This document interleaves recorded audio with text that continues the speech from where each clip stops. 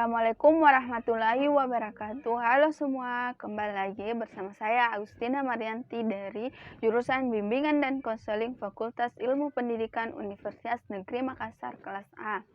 Kali ini saya akan menjelaskan mengenai konseling naratif. Setelah saya menjelaskan apa itu konseling naratif, kita akan lihat bersama bagaimana praktek dari konseling naratif. Mari kita simak penjelasannya. Yang pertama kali saya akan jelaskan yaitu konseling naratif. Konseling naratif merupakan sebuah pendekatan yang menggali masalah individu dengan menggunakan cerita atau narasi. Konseling naratif berusaha untuk mengeksplorasi pengalaman manusia melalui cerita konseling membawa ke dalam proses konseling. Dalam proses kolaborasi, konselor membantu konseling mengeksplorasi kisah mereka. Dan yang kedua itu tokoh dari konseling naratif. Tokoh dari konseling naratif berasal dari Australia, yaitu Michael White dan David Epson.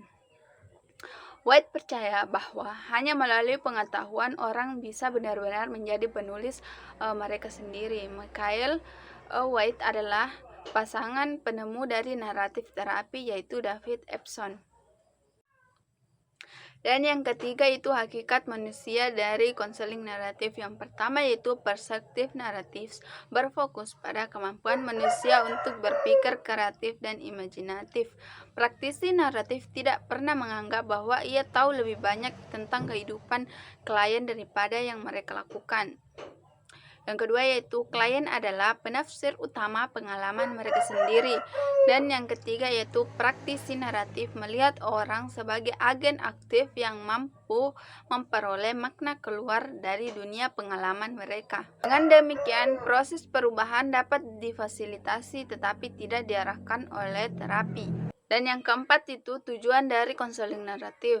Tujuan utama terapi naratif adalah mengundang orang untuk menggambarkan pengalaman mereka yang baru dan segar. Dalam melakukan ini, mereka membuka pandangan baru dari apa yang mungkin. Bahasa yang baru dari memungkinkan klien untuk mengembangkan makna baru sehubungan dengan masalah pikiran, perasaan, dan perilaku.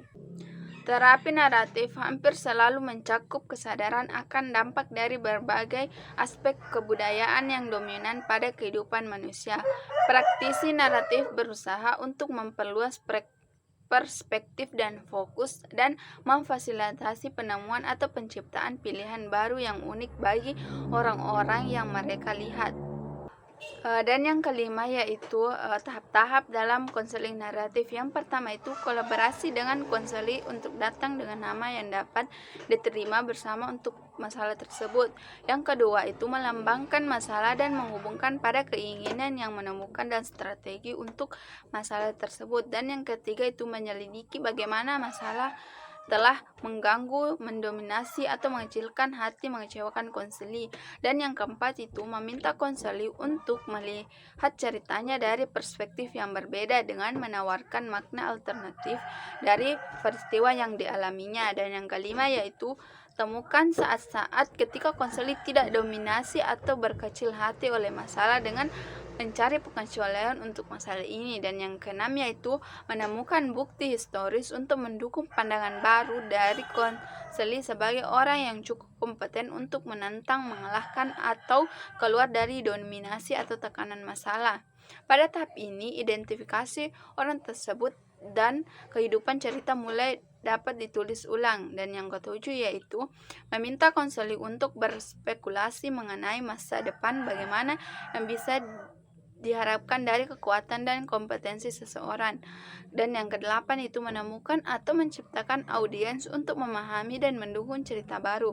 Tidaklah cukup untuk membaca cerita baru. Kemudian yang terakhir yaitu teknik-teknik dalam konseling naratif. Yang pertama yaitu pertanyaan dan lebih. Yang kedua itu pencarian hasil yang unik. Yang ketiga itu cerita alternatif dan routing.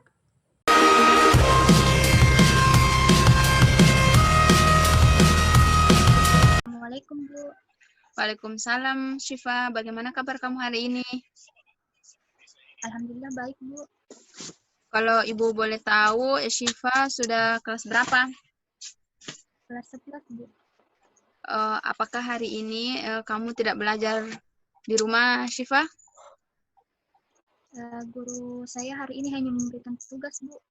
Oh, seperti itu. Bagaimana belajar di rumahnya, Syifa? Entahlah, Bu. Kenapa, Syifa? Sebenarnya saya mau curhat sama Ibu mengenai belajar di rumah ini, Bu. Ada apa dengan belajar di rumah, Syifa?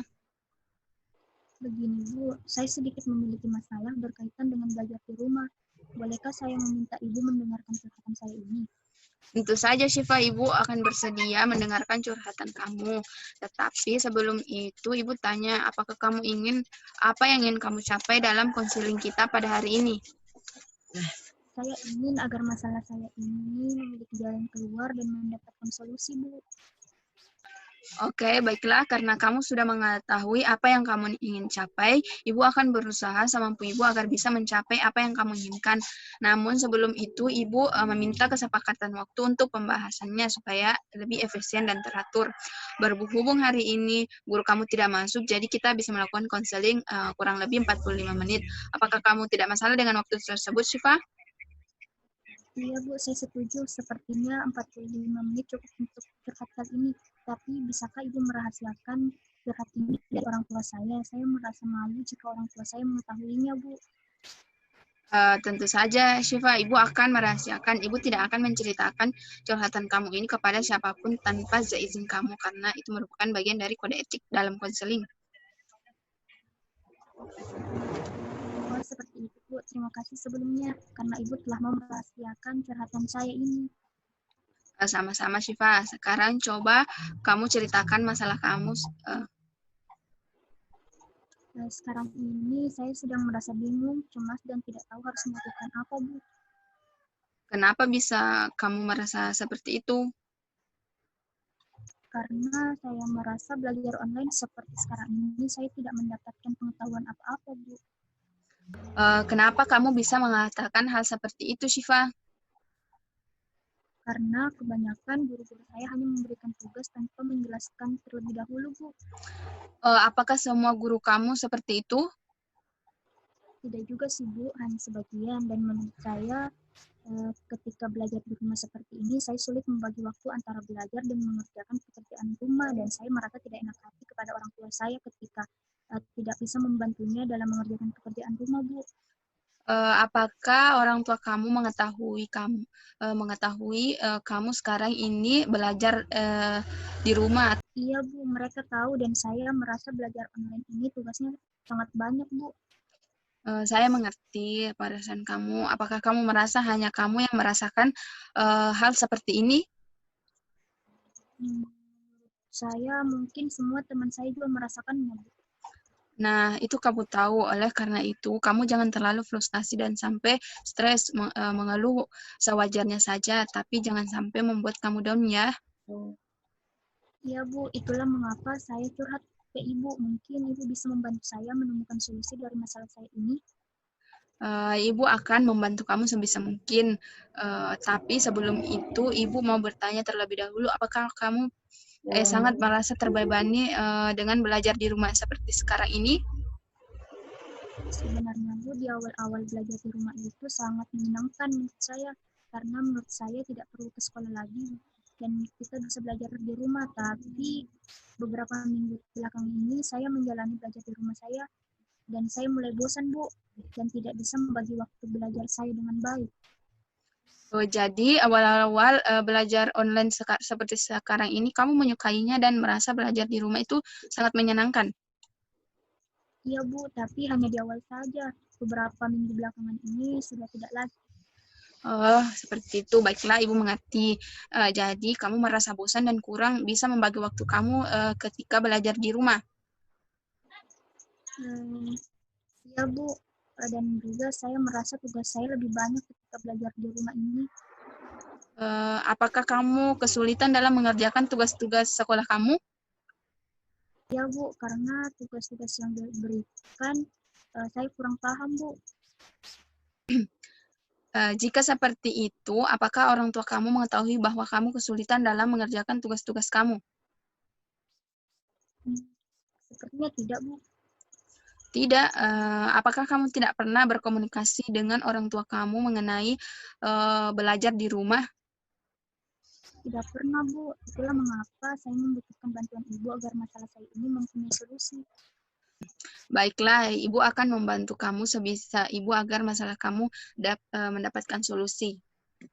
Ya, Bu. Terima kasih. Dari cerita kamu tadi, sepertinya belajar di rumah membuat kamu sulit membagi waktu dan sepertinya juga kamu tidak bisa mengungkapkan perasaan kamu kepada orang tua kamu. Ibu mengerti, belajar di rumah memang seperti saat ini butuh adaptasi yang baik. Jika kamu tidak beradaptasi dengan baik, kamu akan kesulitan. Dan juga kamu seharusnya memberitahu orang tua kamu mengenai belajar di rumah agar orang tua kamu dapat mengerti. Caranya bagaimana, Bu? Begini, Ibu mempunyai cerita, dan dari cerita tersebut kamu dapat menarik sebuah kesimpulan bagaimana seharusnya kamu mengatasi masalah yang kamu alami. Baiklah, Bu.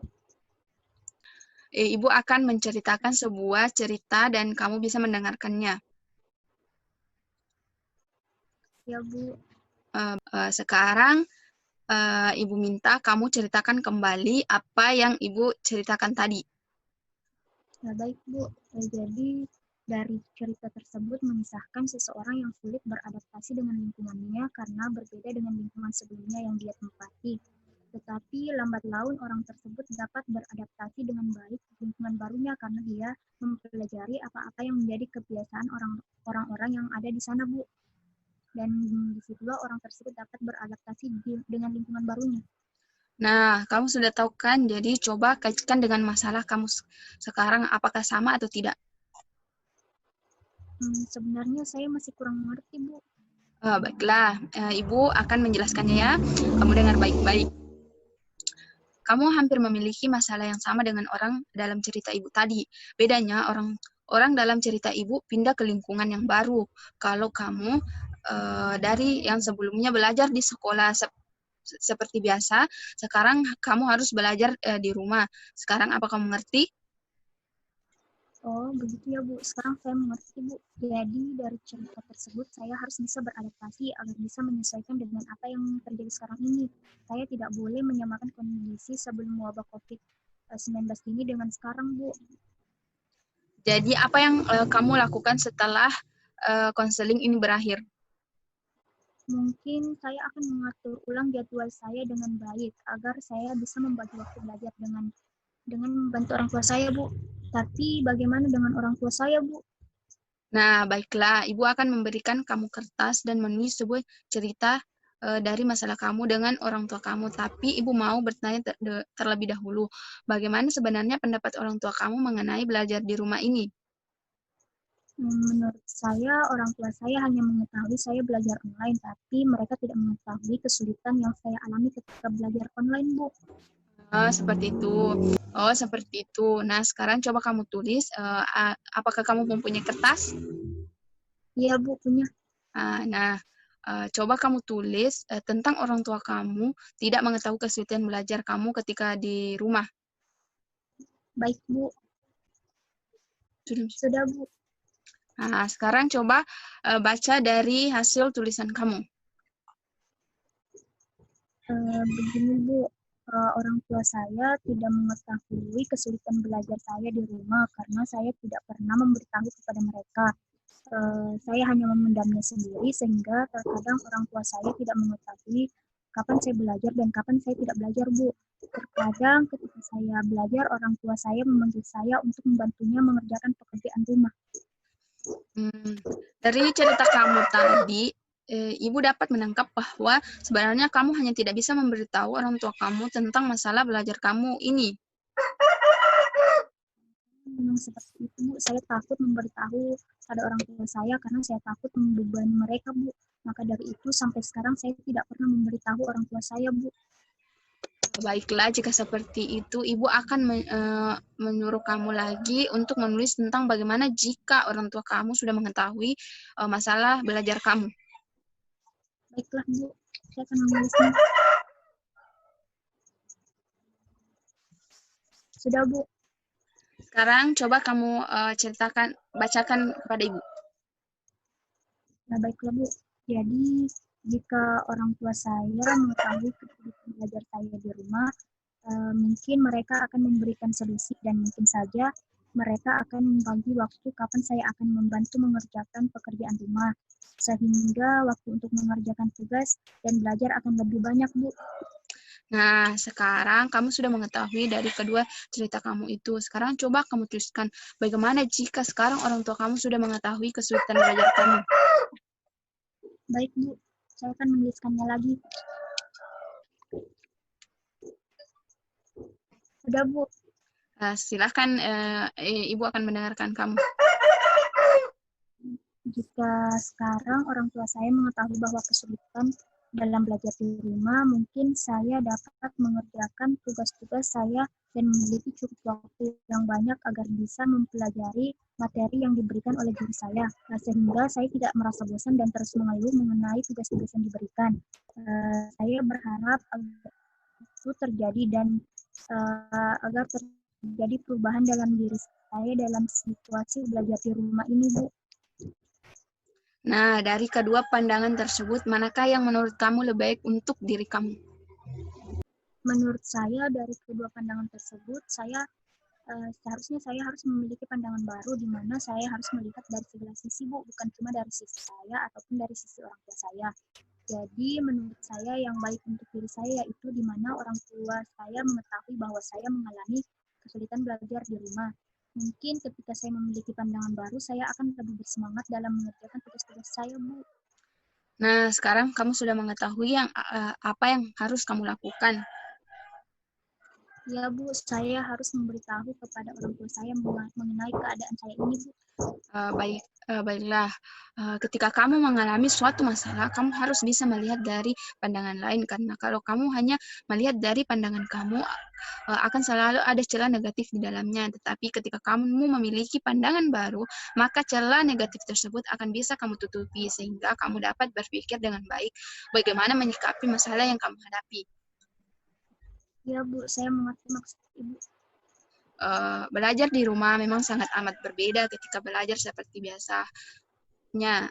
Oleh karena itu, kamu harus bisa beradaptasi, karena jika kamu tidak bisa beradaptasi, maka kamu akan kesulitan menyesuaikan dengan keadaan. Ya, Bu.